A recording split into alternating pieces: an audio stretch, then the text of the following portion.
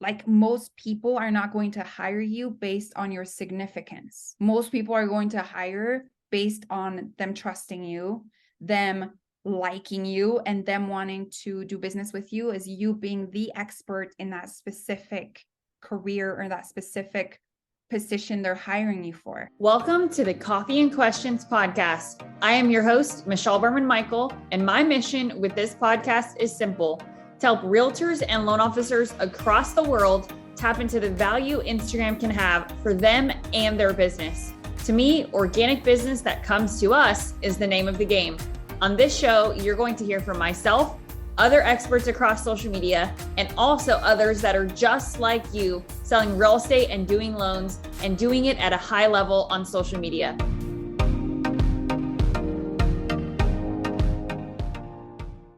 All right, guys, welcome back to another episode of the Coffee and Questions podcast. I am really looking forward to this conversation. It is definitely one I have never had on our show, and I think that it's one that needs to be had. Specifically, we are going to be diving into the title world and Instagram and how those two things coexist. But who am I speaking to? That is the big question. And this beautiful lady on the screen, her name is Nuria Rivera. She is the CEO and founder of Novation Title, and she is also the current National President for NAHREP. So Nuria, I'm so excited to have you. Thanks for being here. Thank you so much for having me. I'm excited. Yeah, I'm excited about this too. I think it's a conversation that honestly, I don't think I've ever had. I've definitely spoken to plenty of title reps who are utilizing Instagram, but definitely never at the level that you guys are, and definitely not in this kind of angle, if you will. So I'm really looking forward to it. My audience definitely needs to hear this, because I know all of our real estate agents and all of our mortgage professionals who are listening are curious about like what the title side of this really entails. But before we go into all of that, I just want to know, and I want my audience to be able to know, who are you? How did you decide to create Novation Title? And then ultimately, I think a big question, at least I know I have, is how do you become the president of NAHREP? Because I feel like that's very badass. Well, thank you. And you're a big badass yourself. Like, it's been fun to watch. You draw the audiences, and you're doing some big things too, girl. So congratulations to you, as well. A little bit about me. So I am an immigrant into this country. I came here when I was the age of 11 years old. Mexican father, Spanish mother. And so coming here, having to learn a whole new language, like immerse myself in this new culture, and it was like fascinating and incredible. And through that process of just growing up as an immigrant kid, there's limited resources as far as like, but my parents did the best they could. There was never any much like extra money for anything else, right? Like the bare necessities. And what happened with that, though, is that created this crazy ambition within me, because it was something that I was observing and watching of. I loved my life, and I was so grateful that we could be here. But at the same time, I was so sick and tired of hearing, no, there's no money. And so I just had this defining moment that I'm like, I will never live my life this way. And that's what created my ambition into knowing that it was going to be up to me to create something of myself. So I just started working from a very young age, probably 12 years old, like babysitting, cleaning houses, cleaning schools, whatever I could do to make a buck, and so kind of just started working from there. And then even in high school, when you could have work release, I was like, I'm done with my credits. I'm going to go work. Like, I just wanted to work, and it's kind of in my blood. So fast forward, I got into the title industry at the age of 22. So very young. My father used to be a real estate agent, and his title company needed a Spanish-speaking escrow officer. And so that's how I got my foot in the door into this real estate industry. Got licensed. 6 months later, I was starting to build my book of business and grew it from there. Eventually, I switched companies, and just a year and a half after that, but I had to start all over. Not only did I have to start all over because I had accidentally signed a non-compete that was very restrictive, but I had to start all over in the crash. So I switched in the end of 2007. Oh no. And we all know what happened there. So rebuilding, and there were definitely days where I felt like I I don't know if this is going to work, like literally door knocking, as you would relate it to a real estate agent, of going into offices of real estate, or lending, and just like introducing myself, like cold calling. I had done telemarketing before, so I was used to it, but went through the crash, eventually became the top producer of my title company. And I just had this desire to like really break this very old school, boring industry that was title. I'm like, is this it to this world? Like, people are really coming in here just feeling like another number. It's so boring. I only have control over my closings, which I always made this exceptional. Like, I was a really good escrow officer, but I only had that control.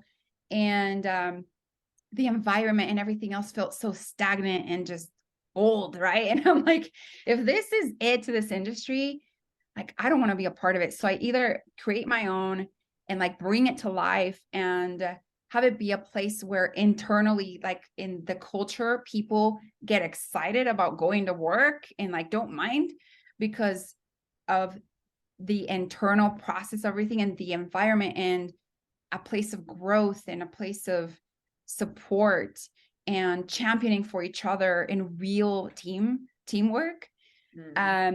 Also with my clients, like having this extraordinary experience that is completely transformed, right? What they're used to in this closing process. And so I studied for about a 3.5, 4 year period what it would be like to launch a business, because I was a very great technician, but I knew that owning a company was a completely different world.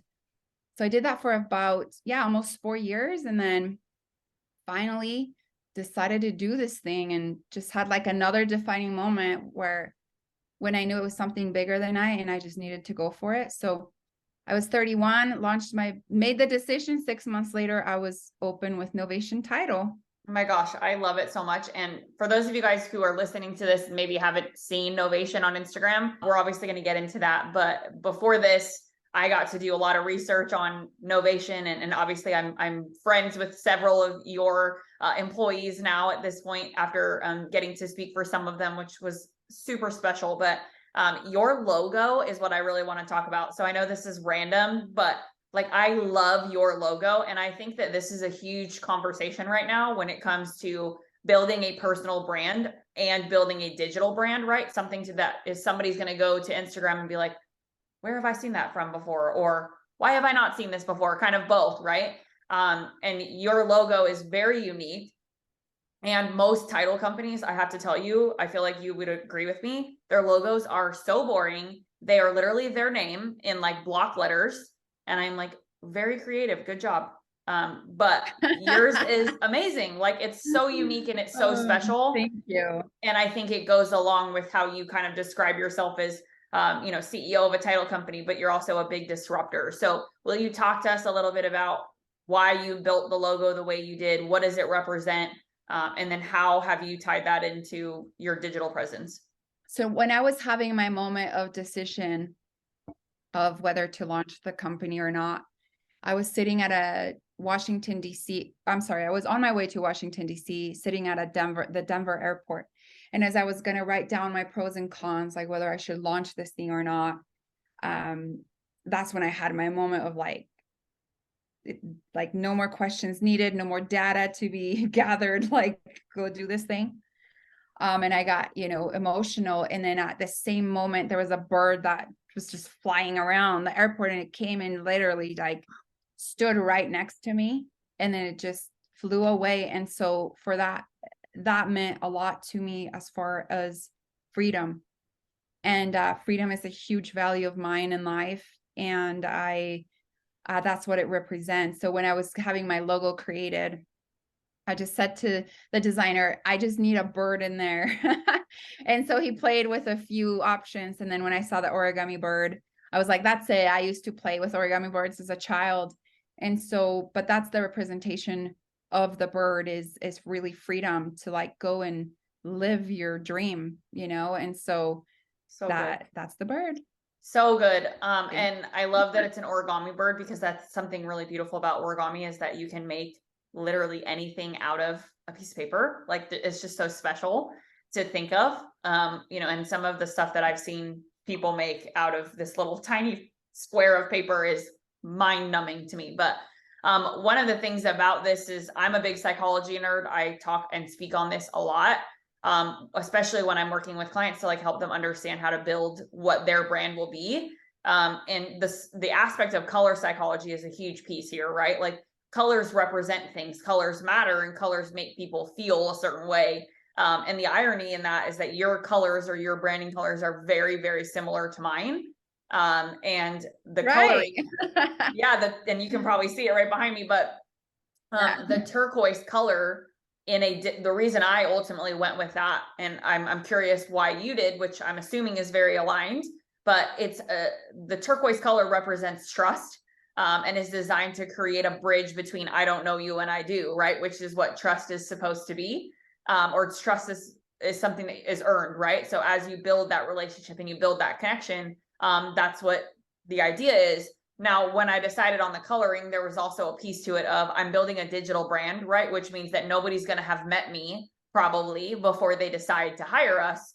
In this case, they're creating this virtual handshake with me, and you're like, I hope they like me, right? But that was the coloring choice, right? Of turquoise represents this trust. Now I have to build this digital brand to make people trust me. So when you were deciding on colors, did you put thought into that, or did it just kind of happen, like the bird situation for you, or was it really intentional? It was both. So it's my favorite color. And so Fun. it was really that, but also I knew a little bit of what colors represent. I just learned from you, by the way, because I didn't know all those details of the trust part. But for me, it was a feeling of centeredness, a feeling of peace, because it's the only reason I've built this company was to really help people feel special, for them to come in and feel more balanced in their emotions, because home ownership and going through the process, or even selling a property, and something that it can be very stressful, and there's all kinds of emotions that are flowing through a human. And so I wanted to bring calmness, I wanted to bring balance and centeredness to the process, as well as celebrating this very special moment. And so that was my thought behind the color of the brand. Well, it's so true, because those colors it's like just a color that makes you feel warm. Like it's a positive feeling. And I think it's a lot different than, red, which is a very rash kind of bright color, and then black, which can be a little bit more of a daunting kind of feels dark color. And for anyone who's listening, like color psychology, if you look up the color wheel of psychology, like just Google it, it's fascinating how every single color represents something so different. And my undergrad degree is in psychology, and I actually took a color psychology class as an elective. And I was just like, I had no idea. Like, to me, a color was just a color. And then all of a sudden you take a class and you're like, whoa, all of these things actually mean something. But yeah, it's really cool. And it's so true, because when I see that color, I just immediately am calmer. And I will tell you, this is a very timely episode, but I'm actually in the middle of building my forever home in Tennessee. And we're trying to sell our current house here in Louisiana. And we live in a very small military town, and it's not selling, because we live in a very small town, and because it's the most expensive house for sale in this very small town. So you kind of have a double whammy of stress. But I will tell you, I just want to speak to that, because those are real things. Like, those are real emotions that every single day, like right before I even got on this call, I'm talking to my lender about, like, what does a bridge loan look like, because our house isn't selling, and I need to deal with this other house. So there's just so much that goes into it. So the fact that you thought that, and that you put that effort into creating that, I think is so special, because more people need it, me included. It's pretty cool to hear that. Now, I want to ask you a couple of questions as far as how you present yourself online, because I think this is a big question for a lot of people. Like, they have these feelings, they want people to trust them, right? I spoke to somebody just the other day, and she goes, well, everybody knows that if they call me, they can trust me. And I'm like, Heather, how do you make somebody trust you virtually? That's what we're trying to do, right? So I think for you, my question is, every agent says that, right? They're like, I want to be the agent that you can trust. I want you to know that, like, I'm going to go to bat for you and I'm going to do this and I'm going to do that for you. But how would you teach a realtor to do that? And then also, when it comes to your brand, how do you conceptualize content to make people feel that way, even if they've never met you? Great question. I feel authenticity has always been my biggest key to connection in anything, whether it's virtual or, in person. And so obviously there's a big difference between both worlds as far as the content you're putting out there and how to engage and have like a hook of interest and curiosity. But I think authenticity, I know that, so we used to teach this class that was millennials and homeownership, and now we're actually about to launch our Gen Z one, because it's like, just society has shifted, right? And but the one thing that has remained constant for me in the last few years of being in business is that people crave authenticity.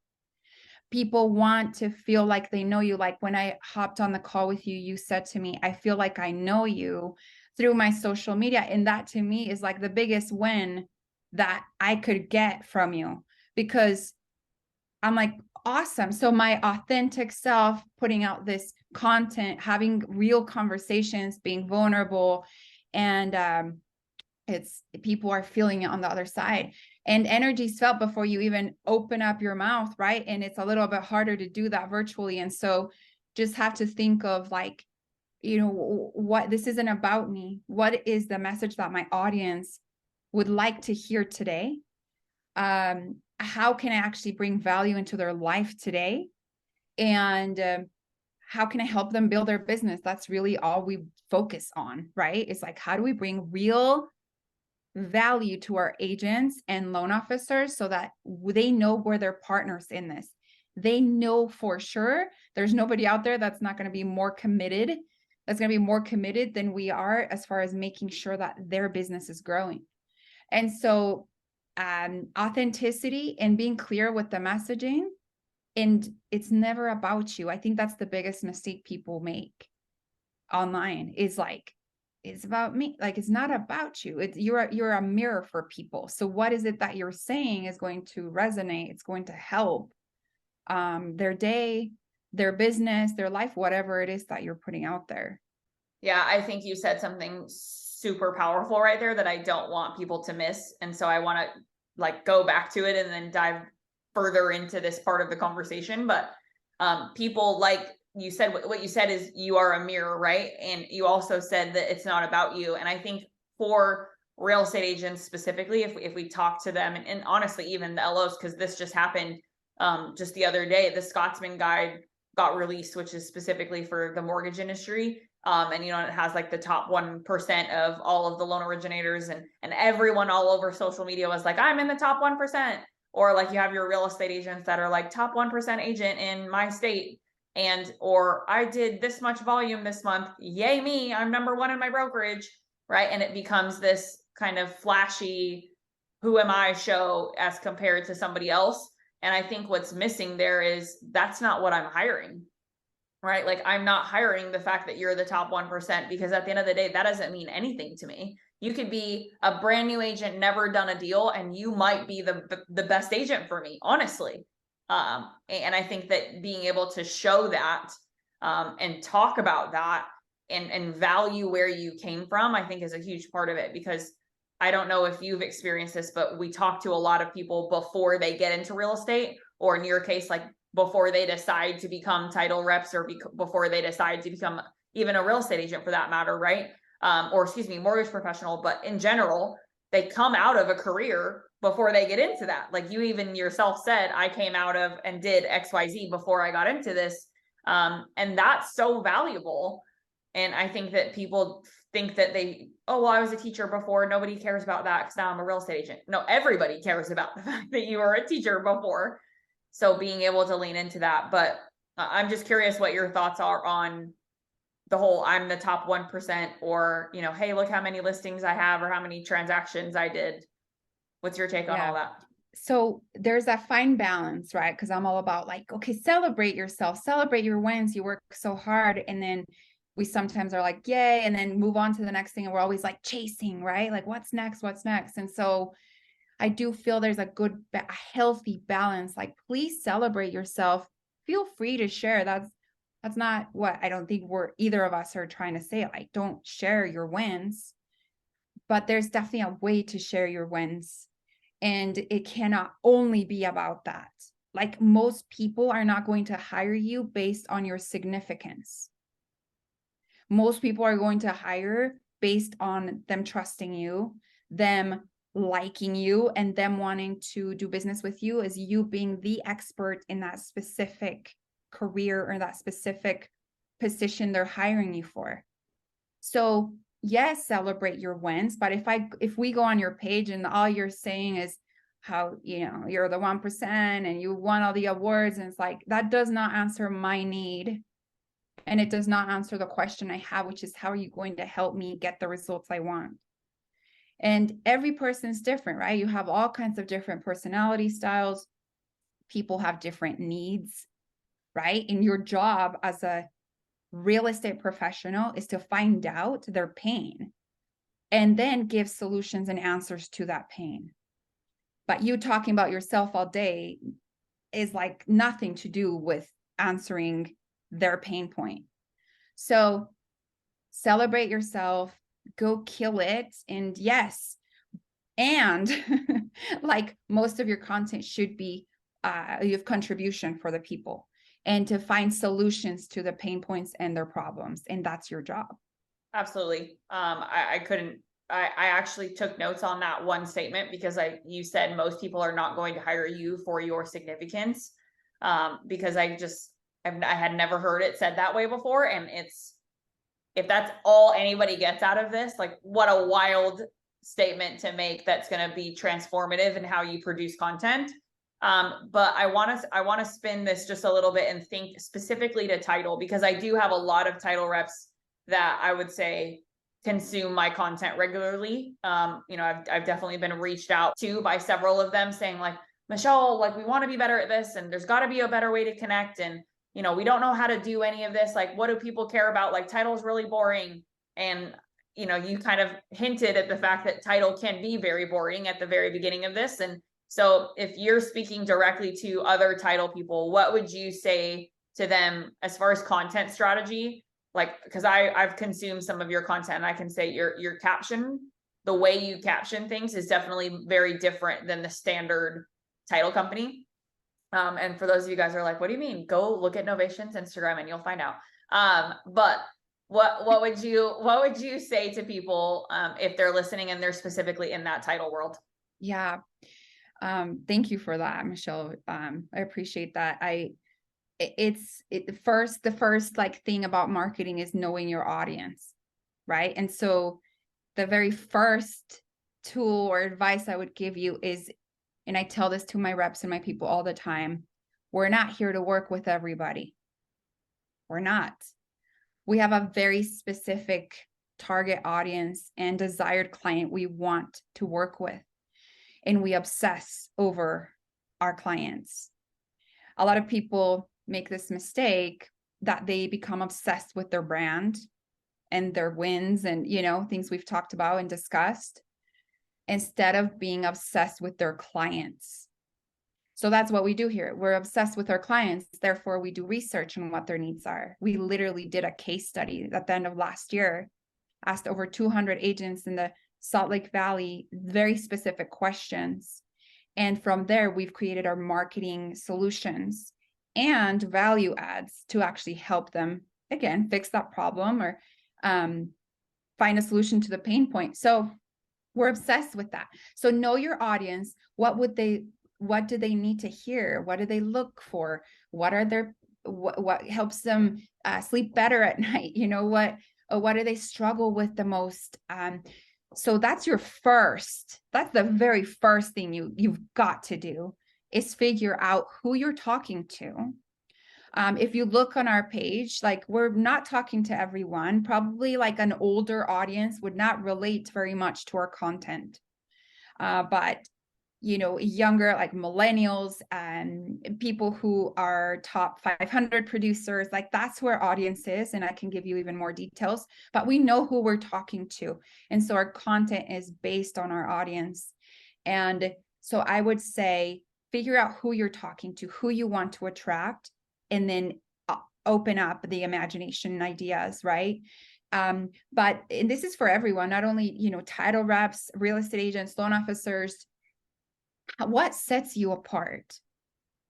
Like if I go and look at all of the real estate agents profiles or, Facebook accounts, and 90% of you look the same. Mm-hmm. There's not much difference between your post and ex agent's post and ex loan officer's post. So you have to remember that consumers are, especially even more now, they are scrolling and they are being blasted with so much content. They are inundated with content. So what is it that you're saying that's going to set you apart for them to pause in the scroll? That's your job to figure out. So what are you going to put out there that sets you apart? If you're just like every other title company, just posting the same stuff, why would they stop? What's going to catch their attention within the first 30 seconds or 3 seconds? Sorry. And so you've got to be very intentional with what you're putting out there, not just a video of you dancing like everyone else, not just, that just listed, just sold that. Like, what is your unique value proposition and what makes you different? There's only one you. That's the beautiful thing about being a human being and being in this experience is there's only one of you, and you do have a story. Like I loved, Michelle, how you really challenged your client and like, of course, share that you were a teacher. What's your story? There is not a better way to connect with people than storytelling. So share the story of your journey, share the story of your brand, share the story of your challenges, of how you failed, but you got back up, right? That's what people will want to see. Mm-hmm. Not only how you're the 1%. Cool. And like, what's the whole rest of your life? Let the guards down. Like, let's like start taking down more and more of the masks, right? Because that is what people will connect to, and that is they want to work with authentic people that are real, people that also have pain points, that have been there and gotten over the hump. So I think that's my biggest like thing I can give to people is the more real you are, the more authentic to your true self that you are in your own branding and your own expression, it's only going to create big, like a larger influence in your community.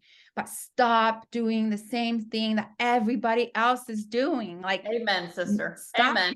Yeah, I talked to a guy. I was at a conference in LA, and he came up to me afterwards. I was on a really fun panel, and he came up to me afterwards, and he's like, "So you're telling us that we need to be okay being just like our quirky, like personal, whatever we want to be selves?" And I was like, "Absolutely." And he goes, "Well, what if I really, really like pizza? How do I make pizza a part of my marketing?" And I was like, "Dude, you could be the pizza realtor. Like everywhere you go, you bring pizza with you, and you like go to every restaurant and you record all your value series videos and you do them in pizza restaurants. And it's like your brand, it's your thing." And he's like, "Really? Why not?" Like that's a way to get somebody to stop the scroll. But the reality is that people find excuses to create barriers, right? They're like, "Well, nobody else is doing that. This is what everybody else is doing. So I think I'm going to go this direction." And I have to say this, obviously we're both CEOs and powerful women. And I think that this is important to say. There's a reason why we are CEOs and why others are not, right? And how that happens is in my opinion, you make a decision to be okay with not doing what everybody else is doing, right? Like, yes, I understand that me going this direction is a travel or is a path that has been less traveled. And there's a reason it's been less traveled, because it's hard, right? Being the CEO of anything is a challenge. Growing a team is a challenge. You have all of these kind of obstacles, But the reality is that guy who wants to create a brand about pizza, is anybody else doing that? No. So in his mind, that's hard, right? In his mind, that's like, well, that's not what anybody else is doing. So why would I do that? But in my mind, from my seat, and I would imagine from your seat, we're like cheering him on, like, no, go, like, go do that, man. Like, you're going to kill it. So I will say, to second that, you know, if that is you, like if you have that something in your heart that is like, this is just who I am, but I feel like nobody will care. People do care, and your audience will find you. And the other piece to that I will say is, if you try to speak to everyone, I really believe you're actually speaking to no one.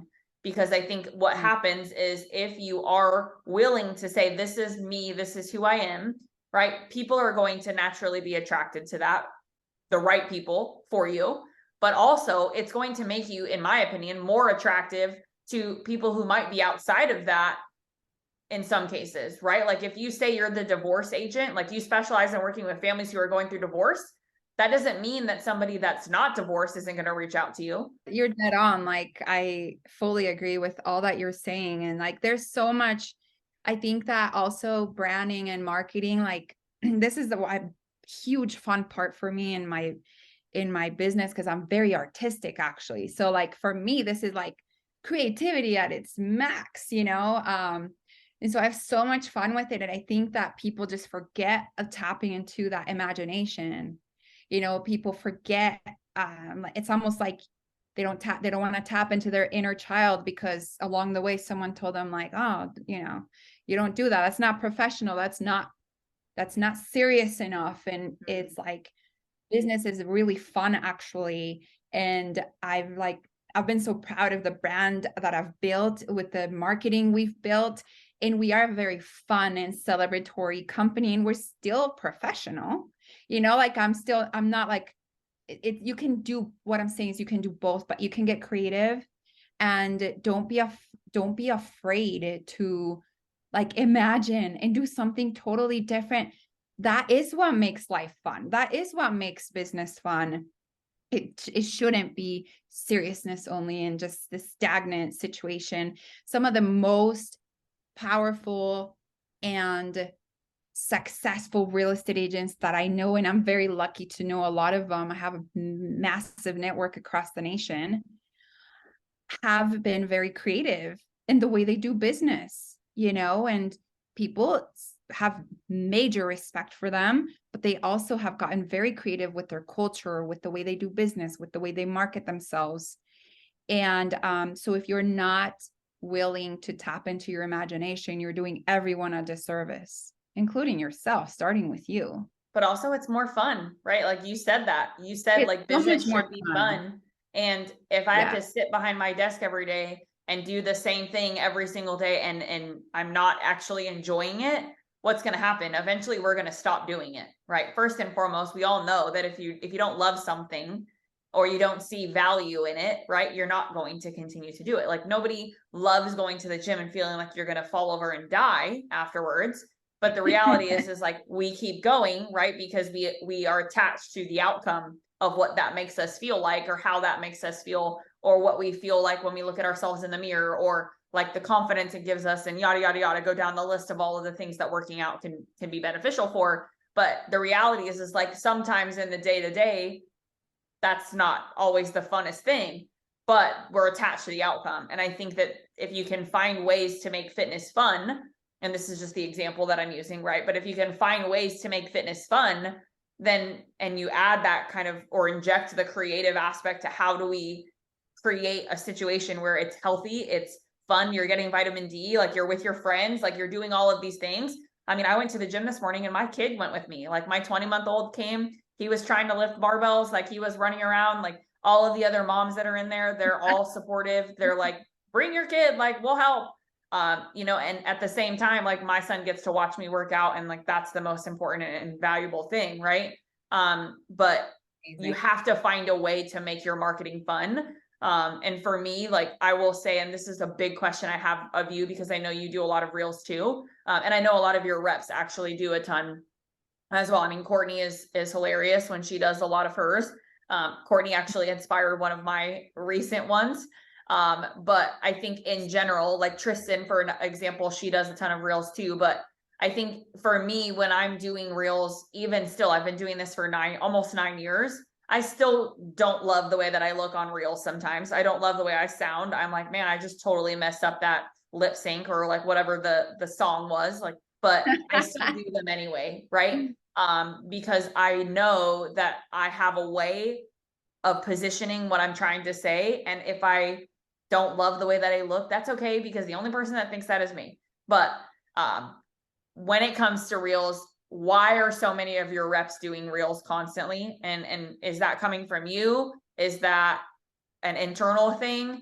And how do you get somebody who works for you to go, okay, I guess I'll do one, when in reality, they probably are like, no.